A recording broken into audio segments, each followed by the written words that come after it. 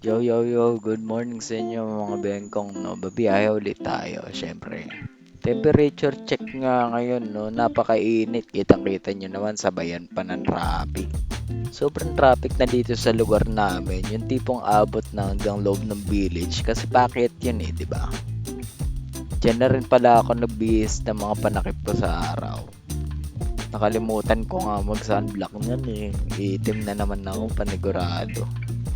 Actually, alas 8 yan, mag-alas 9 na. Kaya talagang yung burst talaga nung init, todo na. Kaya buti na lang, may electric fan kami dyan. Kaya lang kasi, pag sobrang uminit, tapos naka-on, nakatapat sa yung electric fan, talagang para kang yempong niluluto. At ito na nga, dumating na nga kami sa first booking namin, sa first pick up namin. No? Dadalhin to sa Pasig. That time, hindi ko pa alam kung ano yung ikakarga namin dyan At ayun na nga, habang hinihintay yung mga papers, syempre naghahanda ako ng loob ng L3 kung ano bang isasakay dyan. Kasi that time hindi ko talaga alam kung ano pa yung isasakay dyan. Kita nyo, napakainit Katirikan ng araw yan, boss. Ito pinakaayaw na ayaw ko na araw summer. At yun na nga, kasalukuyan sinasakay na tiles ata at panel. Hindi ko masyadong sure Hindi ko na nakuhaan yung one by one na kinakarga kasi ako nag-ayos niya sa loob tinodo ko. Baka mamaya sayang maka double booking kami, 'di ba? Yan lang laman ng L3 namin, 'di ba? Ang laki ng laman, sayang naman. At yun na nga, on the way na nga kami dun sa first booking namin. Kasalukuyan namin binabaybay itong Mindanao Avenue. So yun na nga, nag-e-edit na ako ngayon. And then, hindi ko alam Hindi ko napansin kanina. Dito banda tayo. Yan Patayo yung mga kuha ko. Wala na ba akong recording na footage na walang mali? Pambira Hindi ko na siguro ayusin. Puti nga dito Dito lang talaga problema nakatayo Naka-portrait siya Ay, nakalimutan ko. Kalimutan ko nagawa ko na yun sa first video ko. Inulit ko ulit. Pambira. Balik na ulit sa video, boss. Tinalang ka mo, hindi pa traffic niyan. At sa kabilang bandang kaya ako nahagip yan ng camera. No? Baby pa kasi yan, tapos maaraw. Well, di natin alam ang pinagdadaanan nila, para i-judge sila na maaga. Diyan ko na pag-isip-isip na napaka-unfair talaga ng buhay sa iba, di ba? Well, sa atin din, di ba? Minsan unfair din, minsan okay naman, minsan goods din, di ba? At yun na nga, sa wakas nakarating na rin kami dito sa dapat namin puntahan, which is sa Pasig. Dito namin i-discarga yung bitbit namin. Diba? Ang hirap kumita ng pera. Tingnan mo, grabe niyan. Sobrang init niyan, pare. Naubos ko na ngayon 1 litro ko na malamig na tubig Sa sobrang init talaga, boss. At nakarating na nga kami dito sa basement kasi sa basement daw dapat ibaba. Wala kasi paparkingan dun sa taas. Actually, condo siya, residential place. Kaya sa baba daw dapat. At dahil nga hindi ako nakakuha ng video, kasi pinatulong ako dyan para ibaba yung mga tiles sa ata yung panel. Hindi ko sure Kaya yun, hindi ko siya nakuha. Dalawa silang kumuha. Magagang lang naman yun kaya hindi ko alam kung bakit tumulong pa ako Mas malalaki pa yung katawan nun sa akin At ang matapos ng diskarga yung iatid namin sa Pasig Habang naghahanap ng panibagong booking, nag-aantay lang kami sa Gedli. Napansin ko nga pala mukha akong dyan, hold up sa gilid. Kaya pala wala dumadaan malapit sa akin. Sobrang init na kasi niyan, par. Sino ba naman kasing hindi mahagard dyan sa init Grabe, sobrang init niyan, pare. Kita nyo naman, tirik na tirik yung araw. Parang galit na galit That time, naka 3 litro na ako dyan Napagasos talaga akong malala sa tubig Well, kesa naman ma-dehydrate, diba? At yan na nga, nakarating na nga kami sa second booking namin At hindi ko pa rin alam kung anong ikakarga, diba? At dito na nga namin nalaman no, na napakalaki pala ng ikakarga. Di ko alam kung lampas ng 1 ton yan. Kasi 1 ton lang kasi maximum capacity ng L3 namin eh. Pero sa tingin ko, umangat na yung L3 eh. Siguro sobra-sobra sa 1 ton yan. Sobra-sobra yan. Halos bumibigay na nga yung gulong eh. Tingnan nyo. Halos umangat na yung harap. Kahit sabihin nating igitna nila yung bitbit namin eh, baka mamaya pagdating dun sa location, eh hindi naman yun may ibaba kasi nga nasa gitna. At ayun na nga, tuloy na nga namin pinakancel kasi nga sobra-sobra sa bigat, grabe. Kahit paiga mo yan, pag ayan may nabagsakan sa likod, patay talaga. Siguro nasa isa't kalahating tonelada yan. Tali eh, na nakarolyo eh, mabigat yan.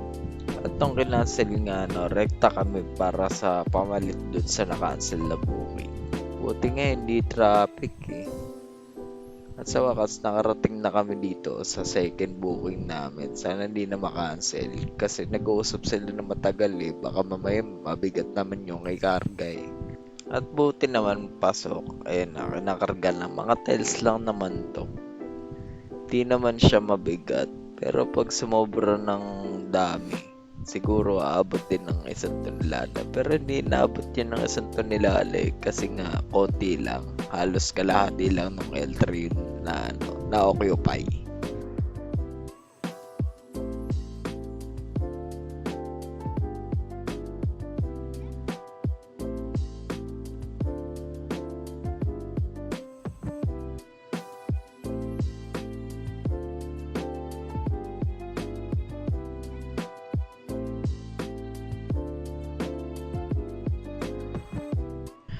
Medyo gabi na rin kasi kaya ako nabubulbol na pinipilit ko lang talaga to i-edit eh, kasi may pasok ako bukas eh. Kasala ko yung kinakarga yung last na kasama ng tiles na which is yung adhesive niya. Para dumikit siya. Syempre, adhesive nga eh, di ba? At yun na nga, halos na puno hanggang pinto. Pero kala mo, oh, konti lang yan. Mabigat na yan. Pero I'm sure din naman naabot ng 1 tonelada yan. Kasi ang onti lang nung tiles eh. Tiles lang naman yung nagpabigat dyan eh.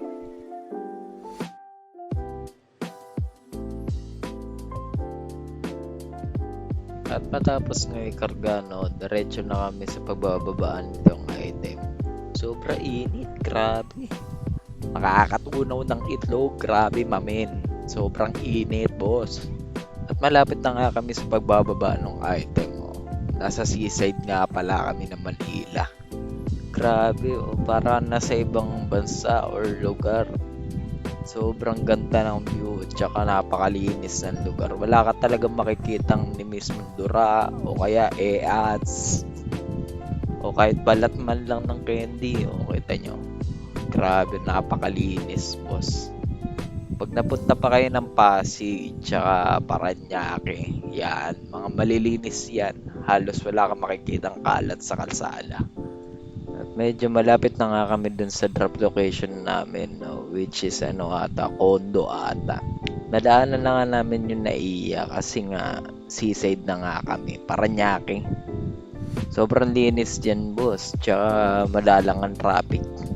Buti nga nakatulong tong skyway ata to para maibsan yung init kasi sobrang init talaga. At nakarating na nga kami dito, no, nasa basement kami. Marami naman sila nagbubuhat eh, kaya nasa gilid na lang ako.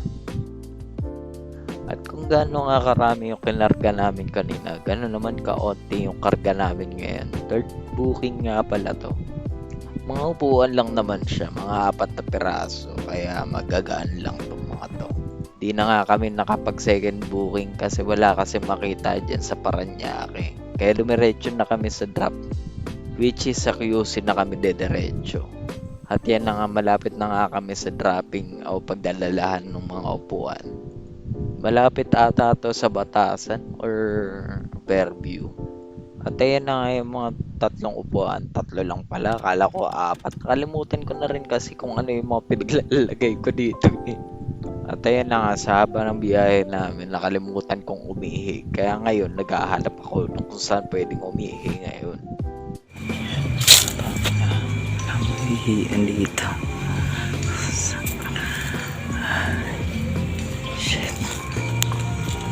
Iiyan dito.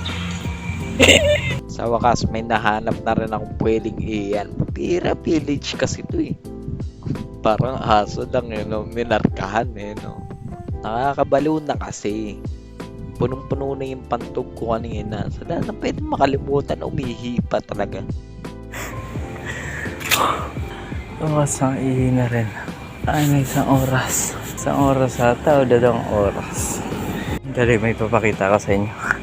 Lamb. Ayun o. Tupa. Wow. Tupa. At dahil nga nagutom ako, no, bumili muna ako ng squid ball. Kumain muna sa Gayadli, boss. Mas mura kasi yun kaysa magkanin ako eh. Inuugali ko kasi yung tipong hindi ako kumakain ng masarap na hindi ko kasama yung pamilya ko. Parang nagigilty ako pag kumakain ako ng kung fried chicken, yung mga masasarap talaga, tas di sila kasama. Tas hindi ko alam kung ano yung ulam nilang dalawa sa bahay. Kaya ugali ko na rin siguro yun. At dito ko na siguro tatapusin tong video na to, no? Kasi medyo nagdolo ko na yung Da Vinci Resolve ko. Para nga yun yata mag-edit. Salamat sa panonood. Yun lang. Bye.